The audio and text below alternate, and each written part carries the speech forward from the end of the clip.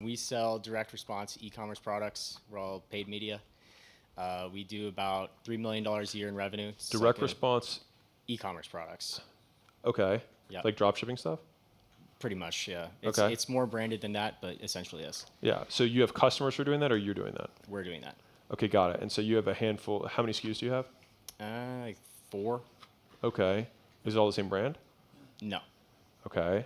Yep. So we have we're doing it's like 4 months old. So we're doing a run rate of like 3 million a year.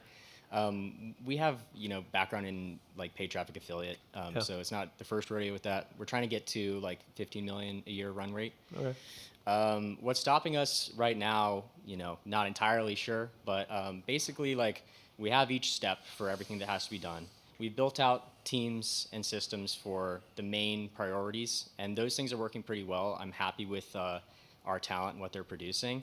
But so far, what I'm experiencing is that, I'm left with this, list of like random chores that somehow only I can do. The junk drawer. Yeah. But I'm not sure how to approach hiring for this because it ends up being like a very niche specific task.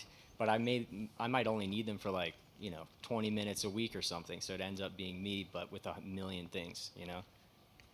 And you're founder? Yeah, co-founder. Okay. So let's start here. You want to get to 15 million. What stops you from spending more money? Nothing right now. I mean, Okay. so we just hired a pretty robust funnel team and Okay. an operations guy and like a strategist. So kind of just waiting on those things to kick in, really. Okay. But I'm fairly confident that we should be able to at least do another 2x from here. Okay. So this is more a complaint than a constraint, right? Okay. No, I'm just making. No, this is me asking for clarity. So we think we can double if we just spend more money.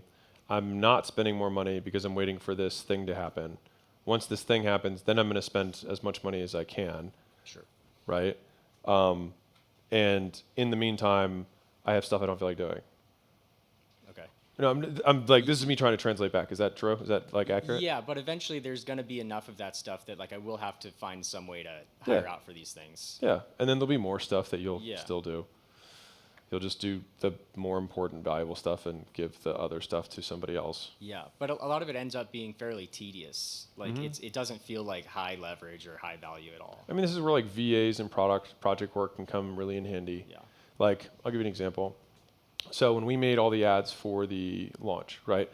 I didn't need the amount of editors that I had to spin up in order to, because like I'm not going to be making 300 ads a week, ongoing. I don't need to.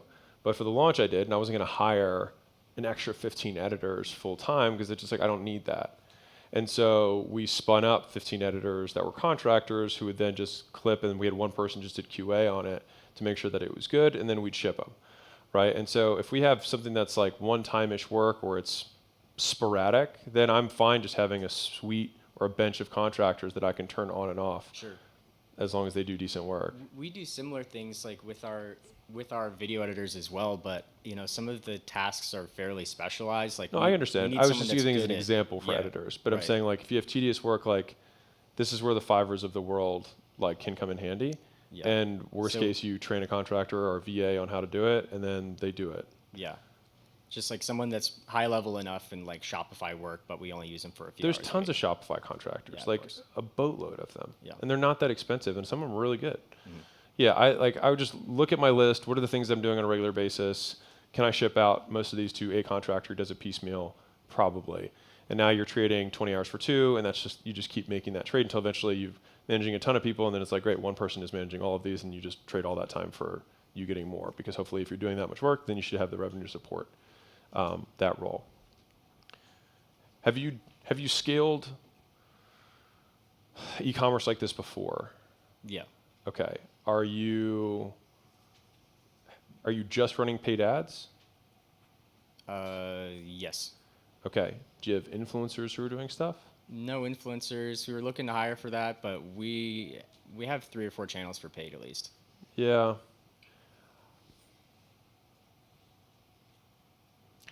I'll say this. How big do you want this to be? I mean, ultimately, like the goal is we'd like to have a portfolio of, call it 4 or 5 brands that we can then exit in a couple of years. So I have this conversation every week with somebody who's doing e-commerce. And it's almost always the same. Like, I would like to have a portfolio of a handful of products that I could eventually sell someday.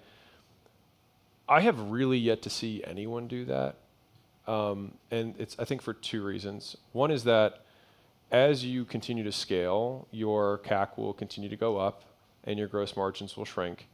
And that will get frustrating. You will then also have supply chain issues, which would become a burden. You also have dupes if you start becoming really good that will undercut you in price and list on Amazon and all that stuff. Do you have patent protection like for any of these products? And so like you right now run a media arbitrage business and it works really well up to about 10 million.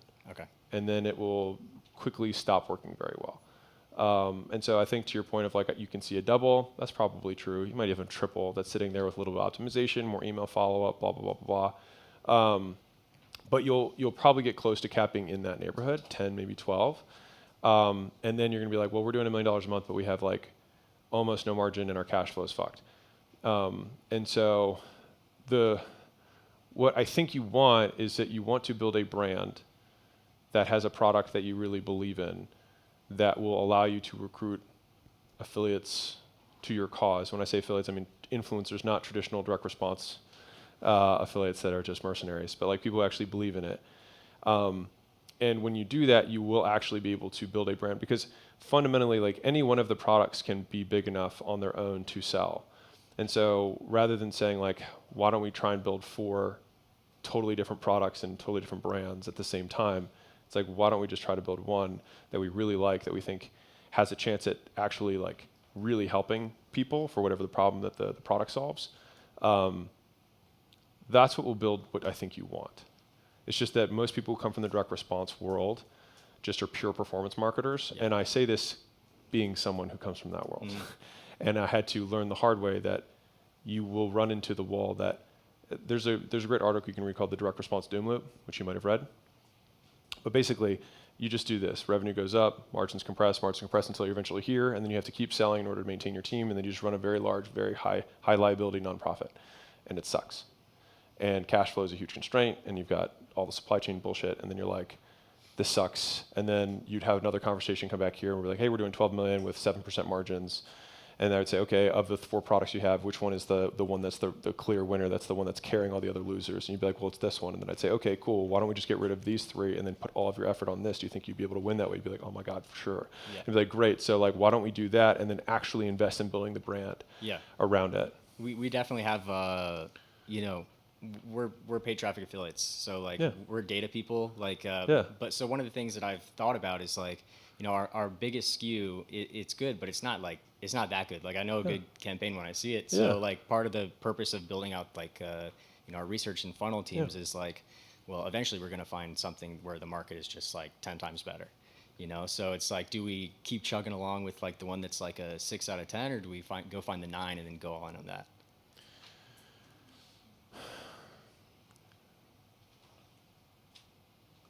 The skill set that you guys are deficient in is going to be brand. And that's what you have to learn how to do. And the brand is also completed with the product. Right. So like that's what completes the brand loop. Like we make this amazing promise, we have all these great associations, people then make the purchase, and then the product either reinforces the brand or destroys the brand. And if it reinforces the brand, then the loop continues and becomes a virtuous cycle. And that's how you go from an e-commerce store that does media arbitrage into a household name that you can sell for not just 50 million, but maybe 500 million. And so it's just that like, I have this conversation literally every week. And so I know that you're coming at this from a math perspective. It's just that it will not work at scale. And so I would rather you spend as little as you can on all of these different things to find a product that you guys really think is legit and has some level of defensibility if you can. Because if you don't have a defensible product, the only thing that you have is the brand to differentiate you. Yeah. That's the only differentiator. And so if you're competing, because like, just play it out the next step, right? Like, let's say you find your 9 out of 10. No one's buying that. Like, private equity investor, not buying it because they know the game. They buy brands. They don't buy products. And so you get your 9 out of 10, and then the dupes flood because they see that you're killing it, and then they undercut you on all this stuff, and then your ROAS goes down, and then you leak everything to your competitors. So either you have some sort of patent that you can actually protect and you have a legal team that can enforce it, or you build a brand. So like that's the long-term play. The rest of this is just making money until you figure that out. I'm being super real with you. Yeah. I'd just rather save you a couple of years. But like that is where this leads. Okay. I mean, so. How do you build a brand? Yeah, right. Yeah, how do I do that? But you know, we are working on like the legal defensibility of it. You know, I didn't mean to say like. I would lead you know, with we're brand totally rather not than interested legal. In making, you I know, would lead with brand rather than legal. Yeah. Because legal, you have to like. It's still tough to like. It's better to be big and then win with legal than try and be small and win with legal, because you'll just get drowned in fees. And it's better to just have the coolest brand and have the coolest people promoting the thing, and then people just want to buy from you even though they see the cheaper knockoffs. Got it. But that's what you have to do if you really want to go where you want to go. Otherwise, you're just going to be cycling through SKUs, and you're going to say you have a portfolio, and it'll sound impressive to people who don't know what you're talking about. But like, margins will do this, cash flow will get fucked, and you have co-founders, and it'll be like, this is so much work. This sucks. I wish we just had one product that we all really believed in that we could like build a business around. Yeah. And that's what you want to do. Cool. Thank you. Yeah, you bet. If you are a business owner and you are not growing as fast as you'd like, I'd like to give you a free gift. So my team and I put together the $100 million scaling roadmap, which is basically 200 hours of us looking over all the portfolio companies we've had and what stages of growth they went through, and more importantly, where they got stuck and how they got past it. And so we broke it into these 10 stages, and we made this little kind of quiz thing where if you put in your business information, it'll tell you where you're at, and the most important part for you, what to do for each of the functions of the business across product, marketing, sales, customer success, recruiting, IT, human resources, and finance. And so no matter what you're struggling with, someone else has already struggled with it and solved it. And so I'd like to give you this thing absolutely free. You can go to acquisition.com/roadmap, plug in your business information, and if you want us to actually help you deconstrain the business and you're trying to scale, we'd love to help you out. On the thank you page, you can just book a call with my team, and we will look at the business, see if we can help, and if we can, we'll invite you out to Vegas, and we'll do this in person live.